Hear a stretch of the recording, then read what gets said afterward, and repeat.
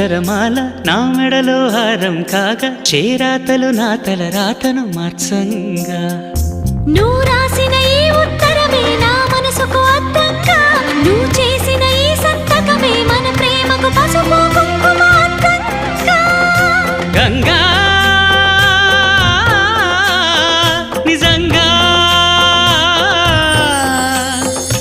నువ్వే నాలో సగభాగంగా నీ ఉరుకులే రాగంగా